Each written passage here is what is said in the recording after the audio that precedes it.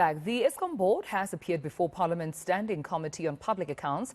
It was answering questions on corruption allegations made by the former CEO, that's André de Ruyter. Now, he claims sabotage is a key reason for increased levels of rolling blackouts, but he also said cartels were behind theft and corruption at Eskom facilities. President Cyril Ramaphosa has now since deployed soldiers to guard power stations. So let's discuss this with Senior Forensic Investigator at Bizztracers. That's Rafadi joining me this morning. Calvin, thank you so much for your time and good morning to you.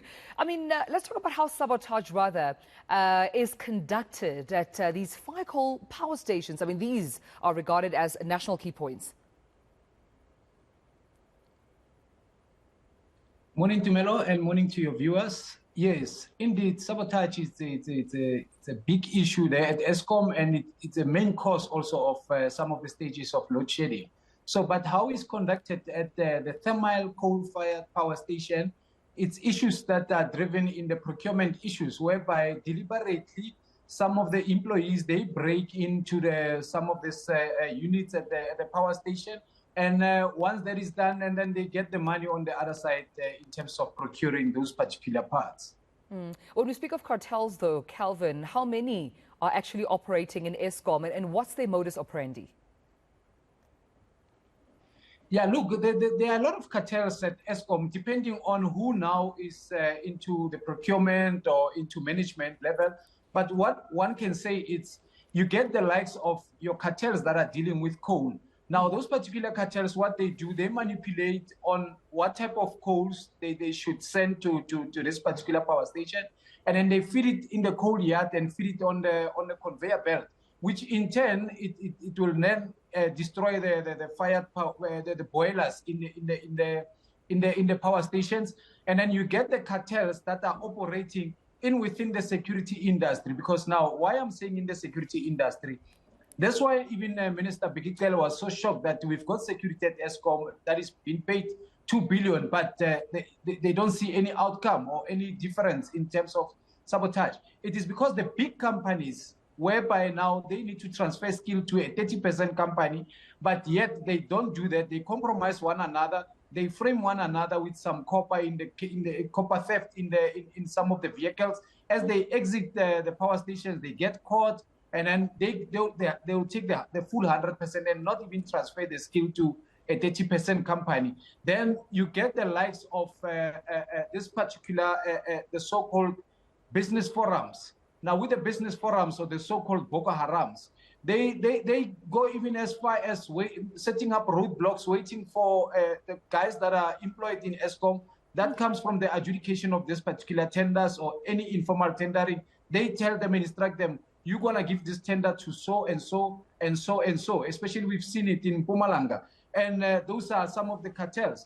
And then you get some of the cartels that are coming under the banner of the so-called right to know campaigns, illegal right to know campaigns, where they set up roadblocks and then they cause anarchy and unrest in front of the power station. They will tell you that no, we realize that in the power stations, you've got Indians that are catered for with the halal food, and some of the employees which are expert, and our locals are not catered with those type of cafeterias or canteen or special diet. So they will cause the unrest outside at the power station. So there are various numerous cartels, to even a point where even in distribution, you get the guys that are operating the ghost vending machines with the help of the employers in Eskom, and they fall into the same cartels. I mean, Calvin, as you continue talking, it's just painting a very complex picture of how, deeply rooted this destruction and sabotage at Eskom is. And I just wonder, following the announcement by President Ramaphosa that he would deploy members of the SANDF to these power stations, do you think they will tackle these issues?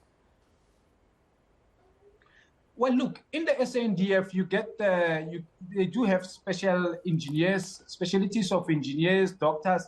But if you just deploy the normal troops that guard the power station, well, they will only guard the power station at the outside of the power station. You know, the time when we were into Tuga in 2019 on the first stage 6 of the sabotage, we realized that the power station, there are so many manholes, tunnels that goes into the water treatments.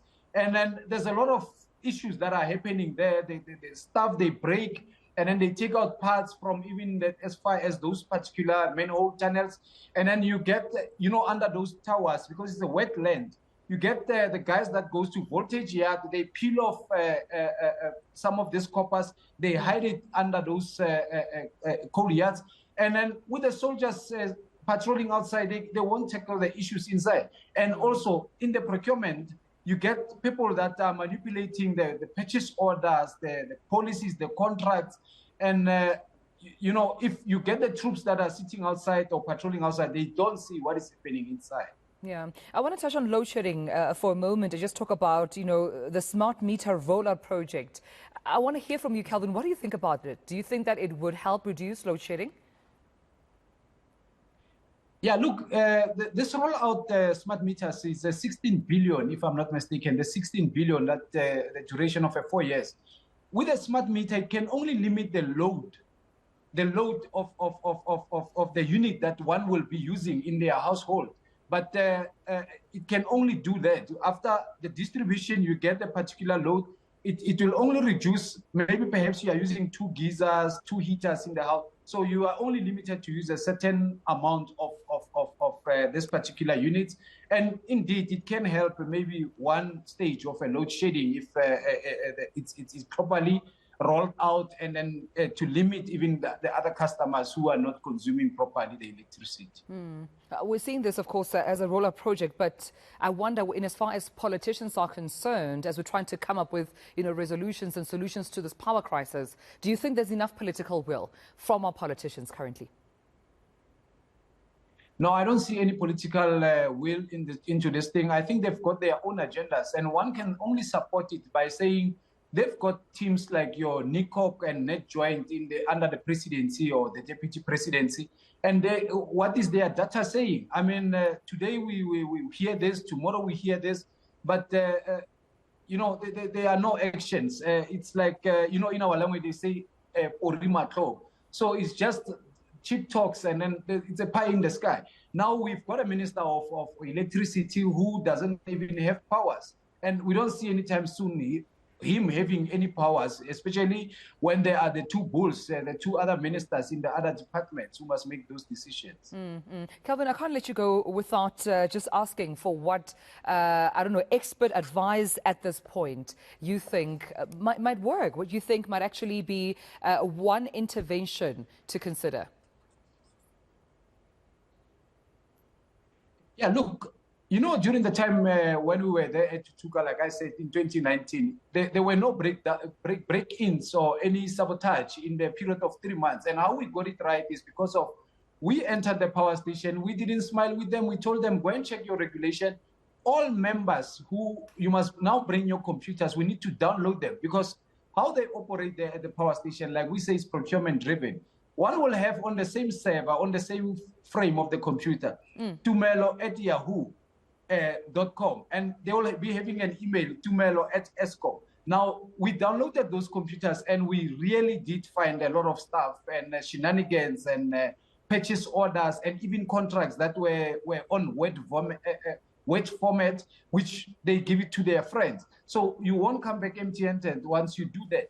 And then also, with Eskom, what they need to do as well, those old power stations, they've got the dog kennels at the back of some old dog kennels. They need to save money, refurbish those dog kennels, and have the patrolling of the dogs in the power stations.